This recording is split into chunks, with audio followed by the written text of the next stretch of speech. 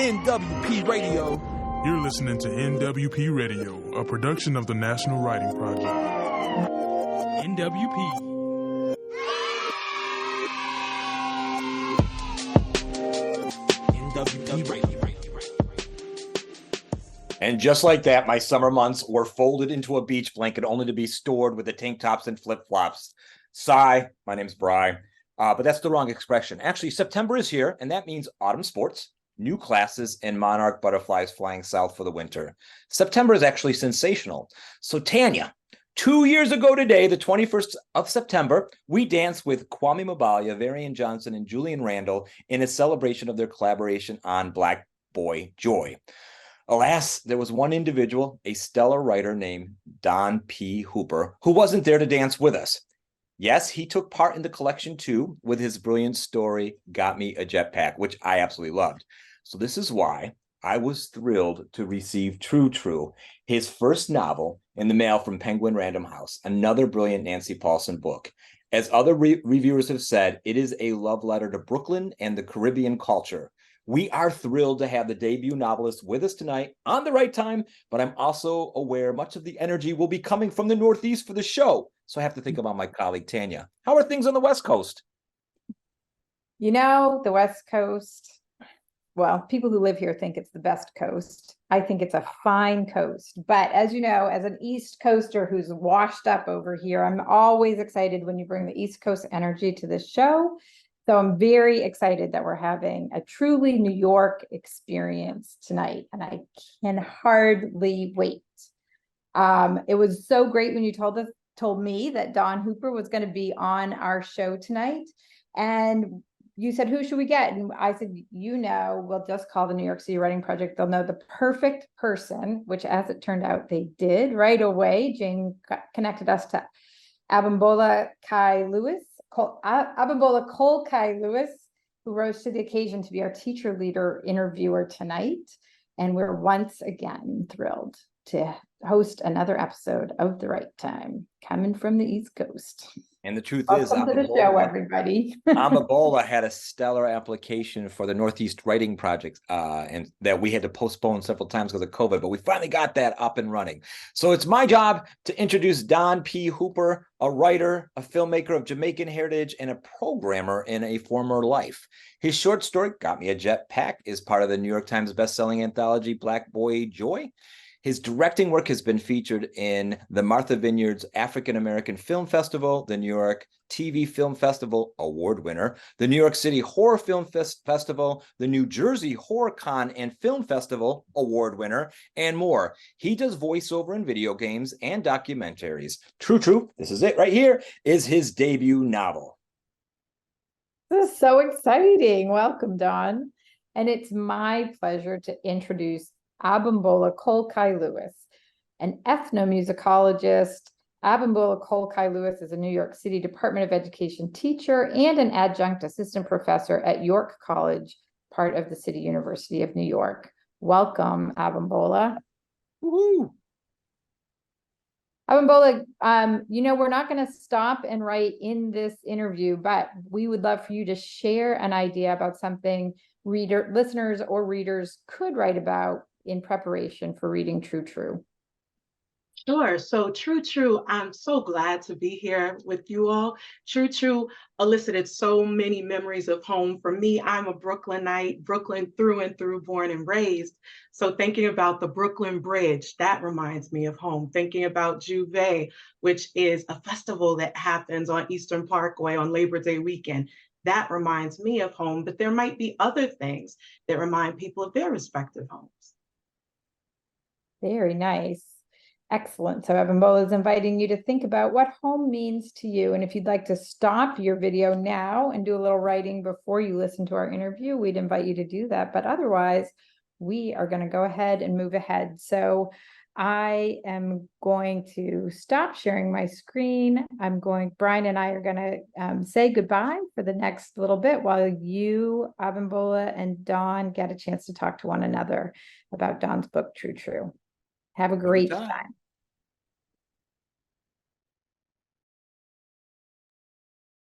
Hello again, Don. It is a pleasure to be here and to have the opportunity to be in conversation with you about True True. As someone who went to prep schools from K to 12 and could really identify with that experience, there was a lot of rich material there. My first question for you is, your Instagram description indicates that you're from the era when Brooklyn was Brooklyn and you're still here. As a Brooklynite, I believe that there are many ways to interpret this statement, but what is its actual meaning and how does it connect to True True? I never actually knew if people read that part of my bio. It's one of those things that I wrote it years ago on another social media account. And then when I did Instagram, I put it over there. I think that's just like a huge conversation point for me because it means so many things. I think for my era, we always think of like the era of Biggie Smalls, of Notorious B.I.G. It, but to me, it really, I think I wrote that around the time that the Barclays Center was being erected and the economic landscape of Brooklyn was changing. A lot of mom and pop stores were getting pushed out, closed down. They weren't able to pay the exorbitant markup in rent that the owners were charging. And the home atmosphere that I had when I walked through the streets of Brooklyn, like for some reason, whenever, even when I was a kid, when I walked through Brooklyn, there was like this moment where you'd see somebody and they say hello, regardless of how dangerous or whatever that Brooklyn came off as, there was always a sense of community. And that started to dissipate. And that's kind of what I think of when I say the era when Brooklyn was Brooklyn. It's like that sense of community that was always around, that I felt like was raising me, Right. and that kind of disappeared. So that's the era from when Brooklyn is Brooklyn. And it means so much more that I could get into. But that's definitely a big part of it. Thank you for that. But thinking about community and how community raises you, your character, the main character, the protagonist, Gil Powell, he's living in the midst of a community within Brooklyn where he's living with his family, but he has all of these people around him, his cousin, his dojo, friends, Reg and Stretch. How does community ground Gil as a character and how does it shape him in your book? I think it's about their shared experiences.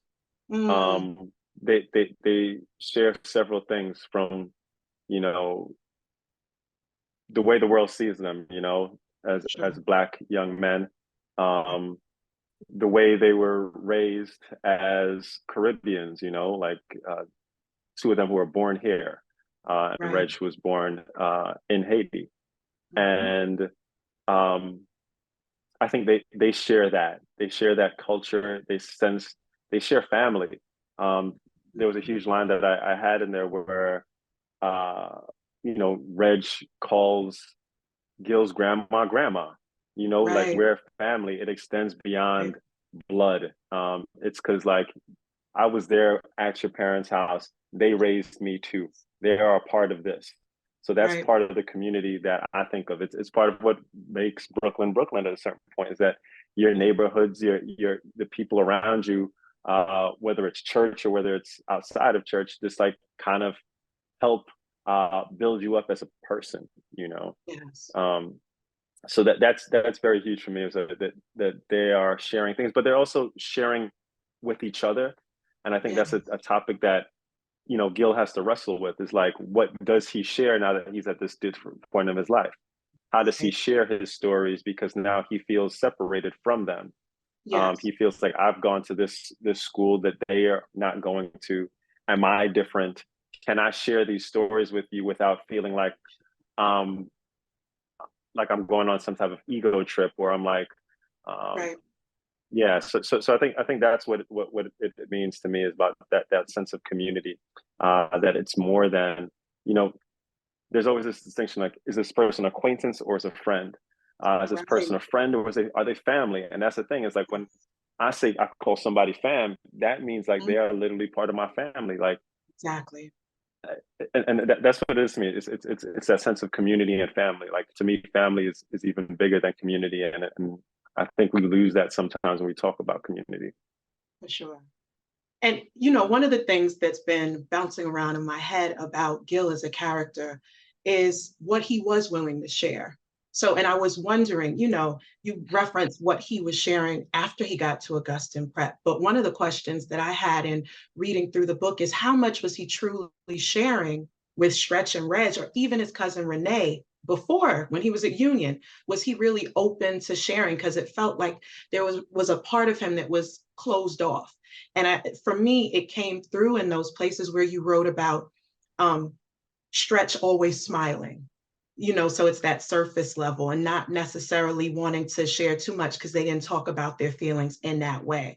And I was wondering if, as a character, you felt that Gil would be the kind of character who would share openly, freely. They were family, they were community, but it seems like there was something that he was withdrawing or holding back ever so slightly.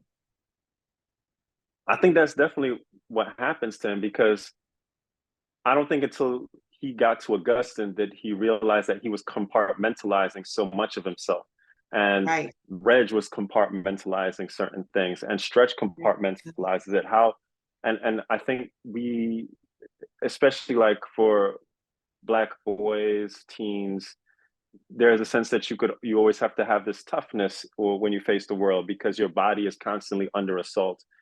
Who you are is under assault, and you don't get to just be soft and be able to talk about your emotions. Right. And that's one of the reasons why I kind of center this fight and this war around somebody who was trained in martial arts. It's like, I have toughened myself up. I've fought, I know how to do that. Right. But that isn't the fight that he's facing. None of that matters in this kind of fight. All of that doesn't help him. And for him, there's this reckoning when he realizes that he hasn't been talking to his friends and family for so long. And Stretch is like a huge character, and I'm happy that you saw that part about Stretch's character, because it was a big thing that I was doing in rewrites, is how to make sure to distinguish between Reg and Stretch and where they fit into his life. Okay. And there is this thing with Stretch about his silence, how he just doesn't know how to talk to his friends, because he's supposed to be this person who brings joy and this thing, and he doesn't want to bring anybody down. He kind of just wants to be like, here, I'm just here to, I don't want to even think about the things that I have to think about at home.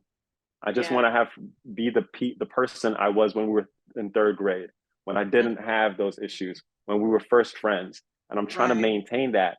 And that armor is breaking down for him as well. And he doesn't know how to do that. Like he's trying to balance out, like, be in that happy place between Reg and Gil, who are going through all these things. And then he doesn't know if like his struggle is as important as theirs. And that's a problem for him as well. It's like, and I think all of us, like, we all struggle through certain things, and then we start comparing our struggles with each other. And it doesn't invalidate what we're going through.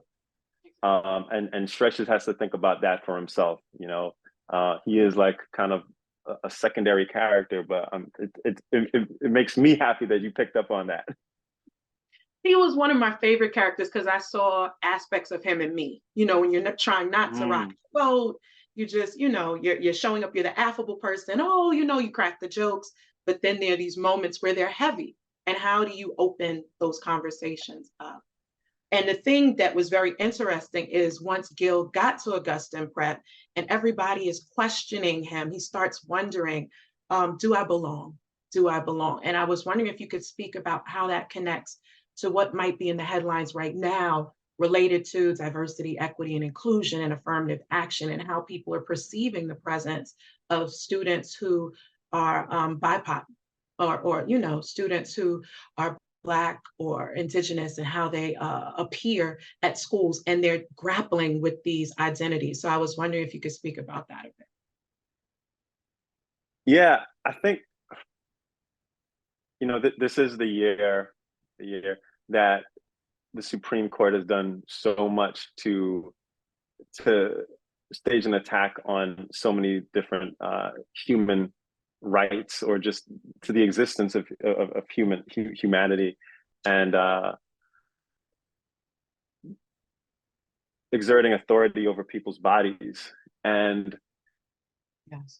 For me, dealing with the issue of affirmative action and diversity, equity, and inclusion, it was a big part of why I wanted that in the book. I wanted people to discuss it because there is no such thing as colorblind admissions, the way that, the argument that comes from one side, Yes. because like everything, if racism were to be obliterated today, and we said racism didn't exist today in this hypothetical world, yes, what about yesterday?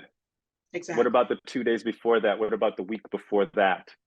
What about all those things that got us to here and the lasting impact of it? Like, okay, if it doesn't exist now, what happened in all of those years before that? And this assault on affirmative action, which didn't necessarily help certain populations, like poor Black people who are economically poor, financially poor, were never helped by affirmative action in any real way. And to deal, it's one of those things that just gets you angry. And I always try to maintain my tone in certain regards on interviews. But yeah, it's how do you deal with all of that when you're just trying to be a student? His goal is just like, he wants to succeed in robotics, but he has this super pressure that he puts on himself because he wants to succeed for his family as well. Right. And now he has to deal with like, oh, I'm here. I finally get access to these resources. I did this, but people are looking at him a certain way. He's getting assaulted a certain way. And now how does he deal with all of these issues that are surrounding it? And that's just heavy for any person at any stage of their life. And I think that I don't know if I answered the original question. No, definitely, definitely. I definitely think that that's just a conversation that needs to continue happening, where we talk about what we're experiencing, who we are, and our identities constantly. And I hate that so often it's like this one-off conversation that people have or schools will have, and it's never carried out. It's never gone on in like week to week, moment to moment. Schools will have like, here's cultural day, or and here's everybody's food. But like, what does that mean? What does that mean? Like, when you think about Sunday dinners in the Black community, or you think about those movies like Soul Food, it's not just about the food. It's like we're all bringing this dish and we're sharing something. We're contributing to this table, and the table keeps growing and growing, and it's all of our experiences. It's all of our, like, we're pouring love into each plate. And then we're coming together, and like, the food is there, but it's about that family experience, that shared experience that we all have. And that's what he is trying to build with this community, or he's trying to figure out what that means in this new this place. And this the situation with affirmative action, and it's just that, Black people, especially economically poor people, in impoverished neighborhoods, never benefited from those things in the first place. But the fact that they're striking it down, there's an issue there, because it's an erasure. It's very much erasure, just the way book bannings are erasure. It's trying to attack cultures and people to say that they don't belong. Knowing very well that the fact that once these admissions, once the Harvards, the Yales of the world, the Penns of the world look at all these applications, they're looking at people who come from a privileged background because they have access to all these things that set them up for this, right? How did they get access to all of these things that make them this stellar student? Yeah, well, we have to talk about that. So we're here in this moment where apparently racism doesn't exist and everything is level, but everything before that affects this moment. And we have to address that. For sure, because it's systemic and it's structural, and there's a lot to be unpacked there.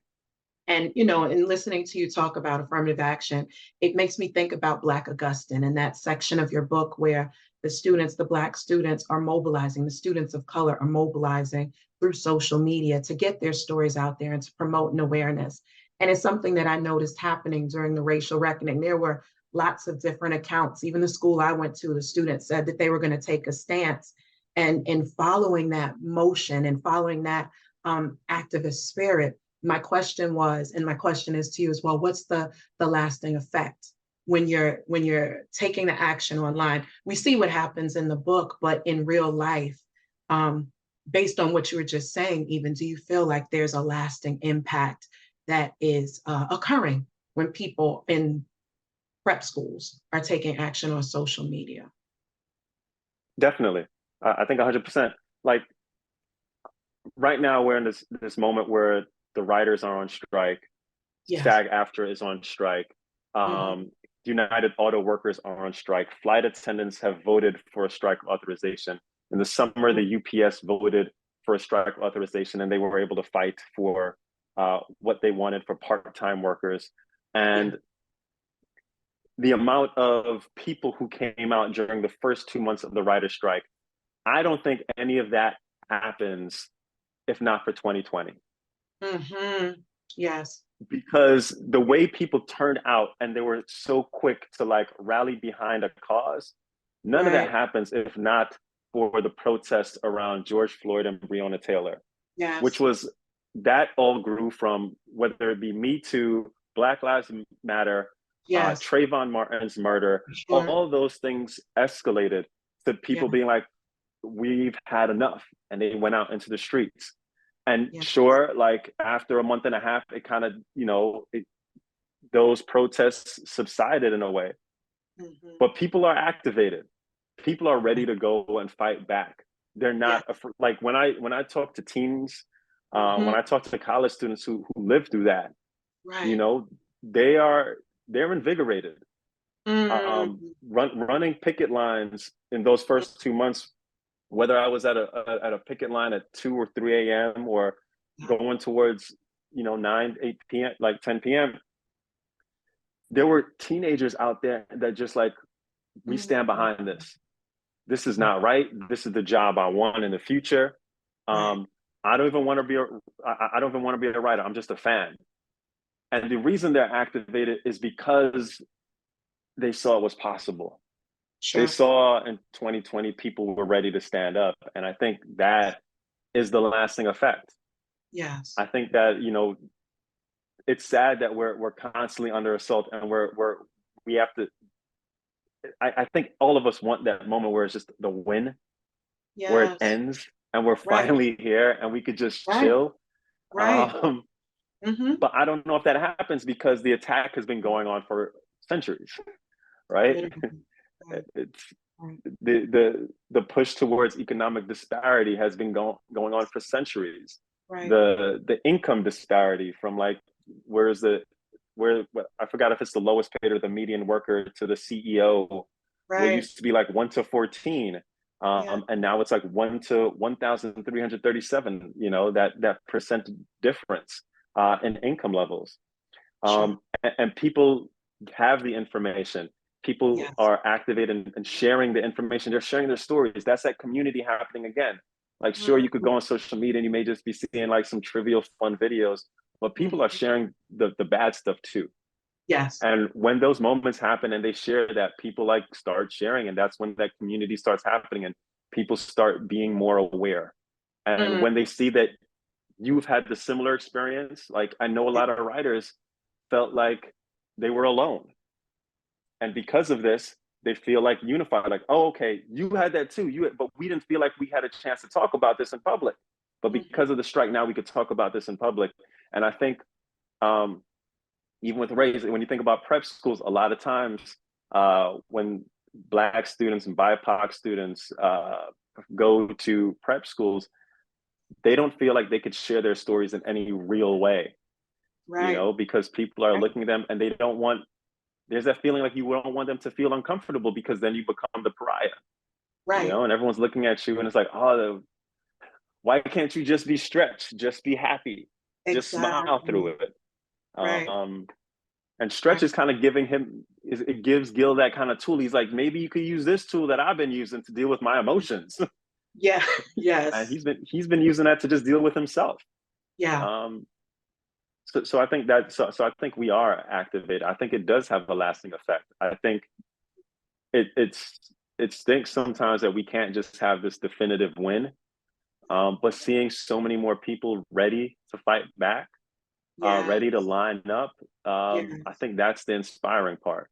I think all those times, like even when I think of the picket line, when I think of when I was at the protests in 2020, and I had to deal with police attacking, it's just like Mhm.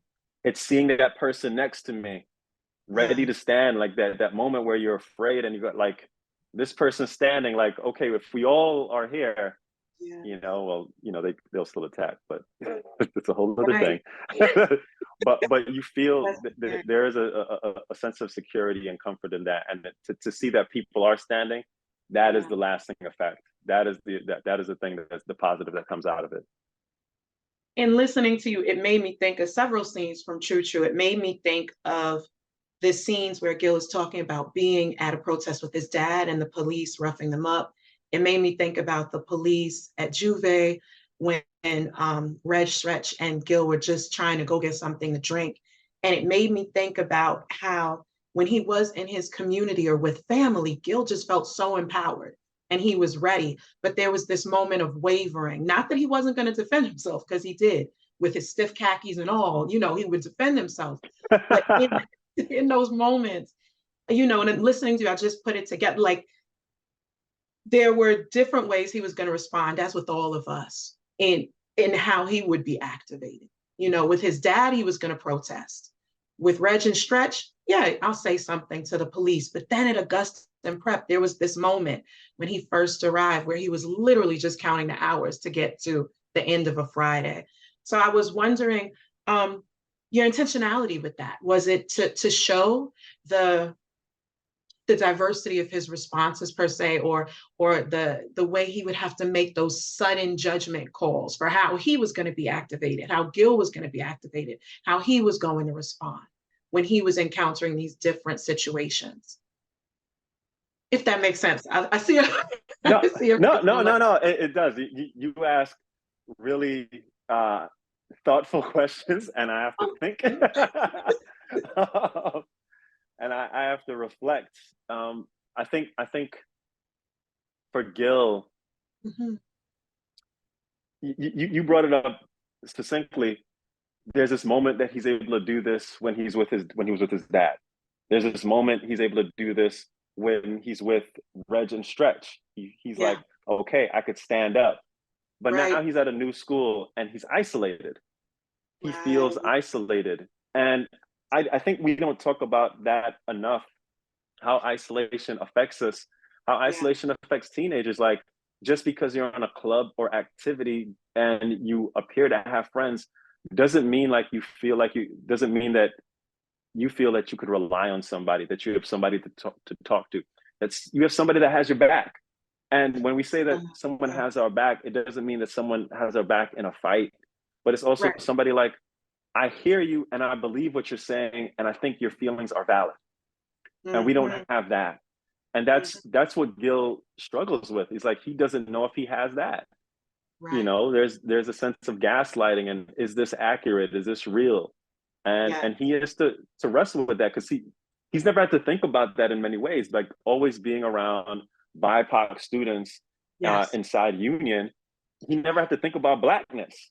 He Exactly. didn't have to think about what that meant to him. And then he's now at a school where it's like there's a Black club, a Black culture club. Like, Right. why is that needed?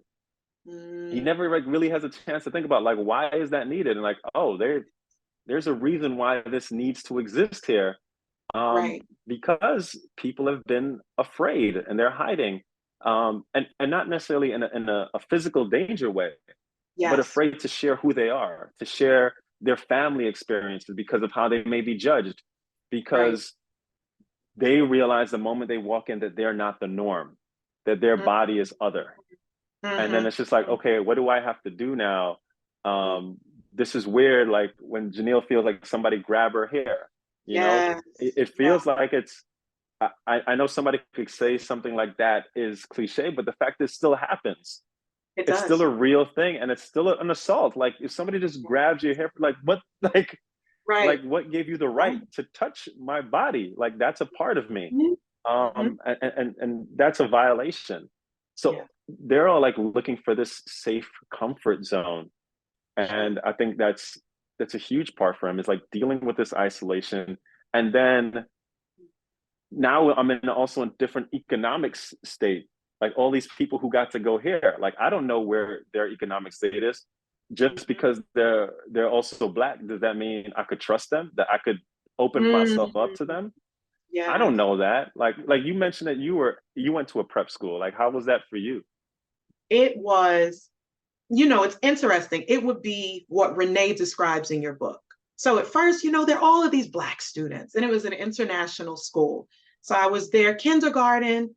It wasn't, to me, as noticeable. Like I knew that we were all different cultures. So and so is from the Philippines. So and so is from the Caribbean. Some of my friends were from Haiti. Some of my friends were like me. They were American, but one parent was from somewhere else because my father was Sierra Leonean. But then by high school, just like Gil, you start to notice there's some other things going on. And that's when the Renee part, where you start out with 15 and it's whittled down to 6, you start looking around the room. There was some times when I was the only Black student in the room. And I think I was hyper aware of it by high school because the attitudes, there was a shift. In middle school, people would say, oh, look, Abby, I've been to the Caribbean. I'm almost as brown as you. They come back with the cornrows and the beads. And I would say, and I keep moving. And that's the stretch moment. You're not rocking the boat. You're being the person who sort of goes with the current. But by high school, it was the 90s. So the flip side of the 90s with MTV and Biggie is, oh, you live in Brooklyn? What's that like? So now you're a curiosity. It's like, yeah, it's my life, and it's been the life that I've led at this school, in this school community, from the time I was in kindergarten. And that was another thing, this almost disbelief that I could have spent my entire school time, my entire school career at that school. Because there is the assumption that you're like Gil, that you're coming in as somebody who's transferring in your senior year. And that moment, and there were students who transferred in, there were students who left. But the most interesting thing about the experience was I got to be graduation speaker, and people did not see me stand at that podium. Well, it was a clap moment at first, but I was ready to step down because they revoted once and they revoted twice. And when they started to ramp up for the third revote, I quietly went to the principal. I wasn't activated in this moment. I went to the principal and said to him very directly, I see where this is going. I see where it stems from, and I see where it's going. I've spoken to my family about this. I've spoken to my mentors, my Black mentors at the school, who were in utter disbelief. I spoke to them about it. And if people do not want me to stand up and represent our class, I am totally fine with stepping back. Because for me, it was like a fluke. It's like I didn't really want it. But once I've started writing the speech, and there are people who are still jostling for this visibility, to me, it was hard to deal with. And at first I thought, oh, I'm making a big deal. But then one of my white classmates came to me at one of these reunions. It was a 5, a 10, a 15, a 5 milestone. And he said, you know what? I just want to acknowledge that it was wrong. And I was stunned because I wasn't walking around complaining, lamenting, blah, blah, but that somebody had watched it, and that's the moment where you're not a bystander, an upstander, you're not complicit. You just noticed it and you filed it away. And when things start to bubble back up to the surface and you see me, we've gone to college, grad school, like all of these major life events have happened in between.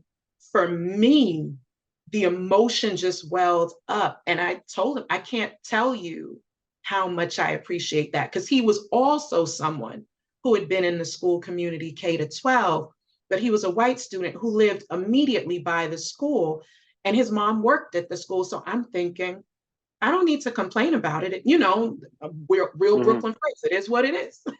I'm just going to deal with it. But that moment, I will never forget it. For, you know, like there are lots of moments in True that if Gil were somebody who's like my niece's age, who's 16, I'm sure there are things going, you won't forget it because the impression is there and it's so deep, like you're talking about. And like Renee talks about, like there's a degree of trauma, but you keep moving, you compartmentalize it. It's like, oh, that happened. Let me pack it up, put it away, because I have to get ready for the next thing, you know? So that's one side of it, but it was one of the best experiences of my life. Like my best friends, one of my friends is here from Botswana. My best friend is here in the city now, but we said to one another the other day on a WhatsApp call, you know, it's nothing but divine intervention and our parents that sustain us. Our parents were like hyper vigilant. Like my mom read the New York Times when I went to the senior party. People were like, your mom's downstairs reading the newspaper. I was like, I know. Like, you're not gonna get, like, I know she's there. But these are the moments. To me, it was an embarrassment that she was always present, but it started to reveal to me that because many other students, their parents were ambassadors, their parents traveled, their parents were constantly working, that that presence was missing, or it was a fraction of that because parents thought that the students would be okay. And, you know, it was the best experience and one of the most eye-opening experiences. You know, long way of of answering your question, but there was a lot that happened where, in sitting with True, I was like, yeah, this prep school life is not easy. It's not easy. It's not, and I feel like that it's, you know, you come from Brooklyn or you come from any deep urban area, they're gonna be like, oh, you going to like a prep school and it's gonna be easy for you, and it's like, no, you have no friends, no community, nobody that's gonna immediately empathize with you. Right. There may be a distance involved, and now Right. you have, whether you have one or two parents, can they be at the school like your mom was there? You know, can she? Do they have time to go there? Because that's like they have to do the commute, and then they always have to do whatever else to maintain a household. Yes. So it's a blessing that your mom's there. But as a teenager, obviously, you're like, why is my mom here? That's got to be stressful, because like anytime when I was in grade school and my mom showed up, I'm like, oh, but man, when she came with food, I was so happy. I was so happy. Like I think back, like when I was in college and I thought back, I was like, man, I wish my parents would just show up right now. like, oh my God, I cannot do this alone. Exactly. So yeah, that's another level of isolation. It's like when you realize, like, you know, that's one of those, maybe it's a good moment of isolation, like, oh, you appreciate all the things that you didn't recognize were important to you before. Very true. And I know Gil has that moment not having his dad around. He's like, didn't realize how important having him there, having somebody who was like rooting him on. Yes. So that's great. Yes. It's, you know, we have time for one more question, and I have like 100 in my mind. I'm like, which question? Which question? One of the things I would say to close us out, I saw a portion of an interview with you and Kwame Mvalia, and you were talking about your writing process and how the subway was like a fixture for you to get work and writing done from when you were in school up until now, it seemed. And I was wondering if you could speak about that and finding, for those who are writers, whether they're students or teachers or staff, finding that place, the best place to write. And even if you wanted to talk about your writing process for True, what does that look like? And how can you find the best place to write? I think it's finding places where you feel safe or that triggers some type of emotion in you. I feel like on the train, if you're able to get on and have a seat and then watch the train build up, for me, that captures the atmosphere of New York. But if you're also like, the reason I have a library in Grand Armory Plaza in there is because that was a sanctuary for me as a child. Going to the library, being around books, this is where this was a place where I could be myself. You know, myself as a person who could just read and whatnot. And the librarian is somebody I could talk to and be like, hey, this is the crazy stuff that I'm interested in reading and not what I'm getting in school necessarily. I just wanted a character like this. And they would, you know, tell me about books that they may not have had in stock and be like, hey, if you could go get this, you know. So I think for young writers, I think that the most important thing is to always journal and walk around with a notebook. I know you have your phone, and you know, if it's a phone, it's fine too. But like, wherever you are and you feel an emotion, to start jotting it down. And then once you start doing that, you start discovering what places kind of trigger emotions more frequently. And those emotions are going to be the stuff that will inform characters and will inform setting throughout your writing. And I think that's just super important. You know, I know writers, Julian Winters goes off to like the location that he's going to write in, like Prince of Palisades. I went there in Santa Monica, I think, to just capture that environment. Some people I know, when they write in New Orleans, they go to there to experience it. But I think just immersing yourself and letting that atmosphere rain down on you just really helps to free your mind and your emotions.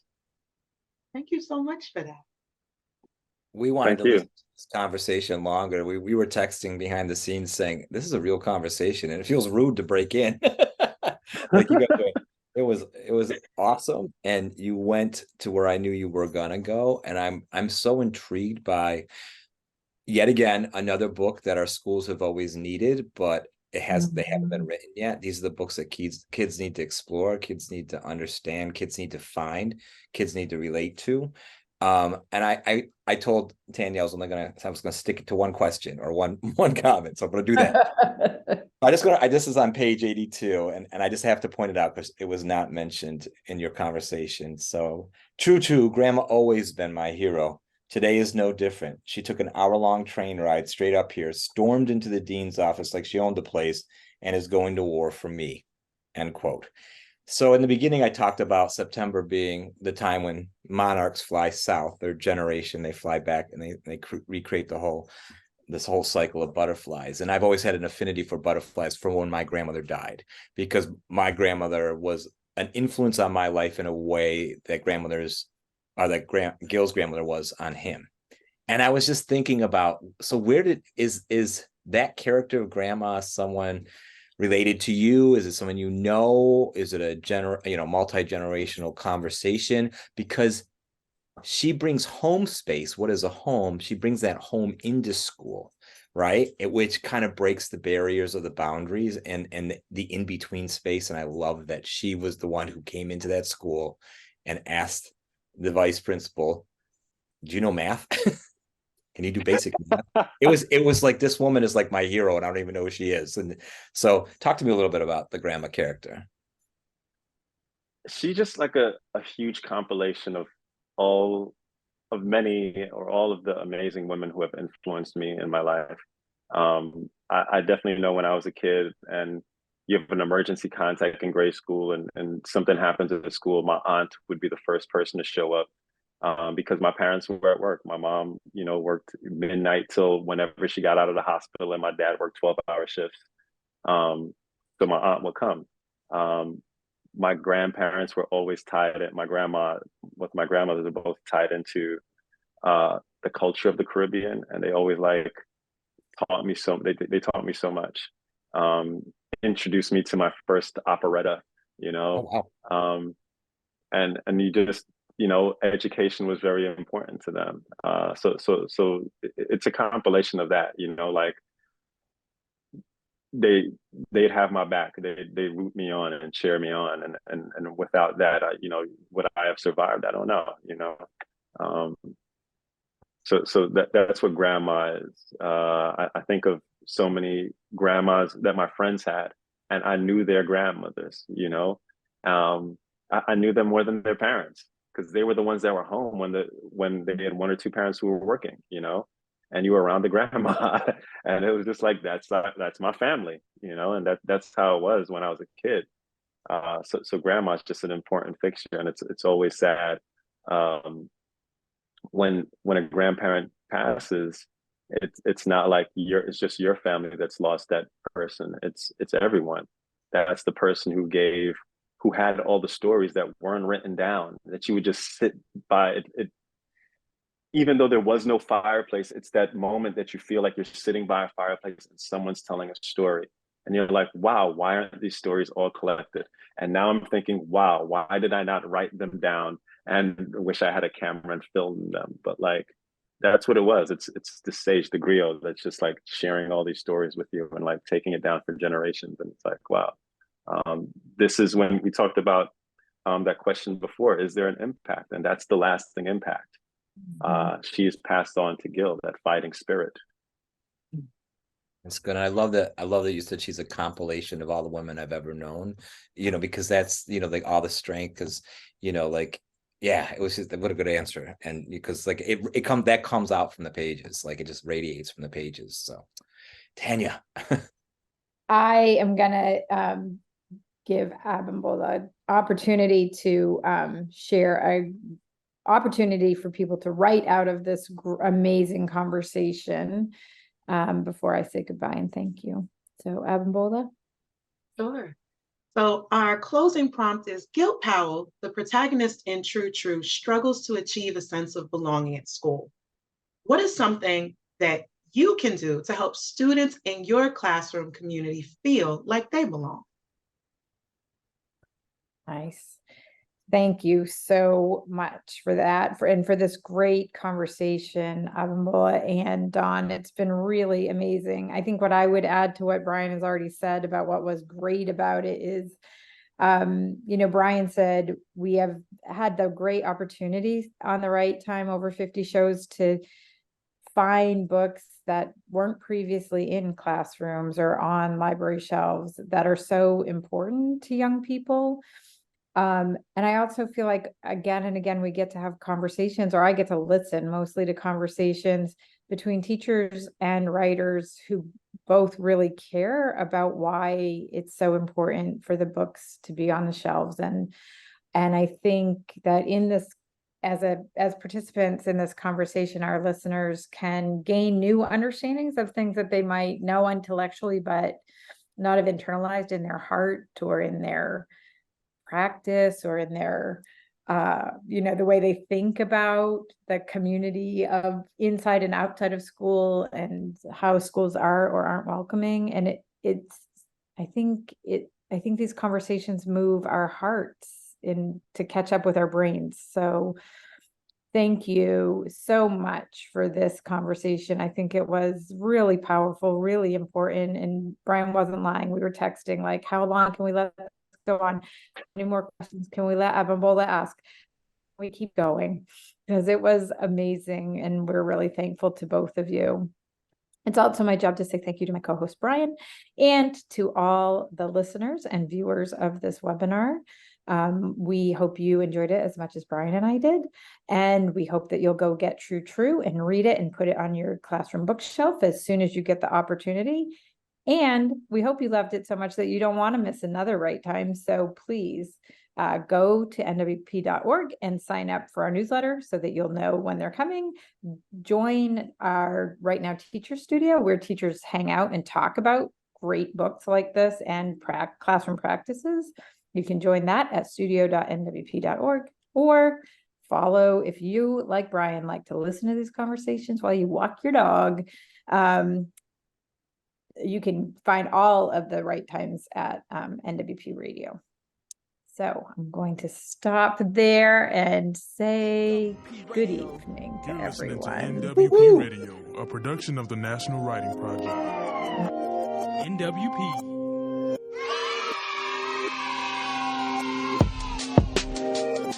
NWP Radio.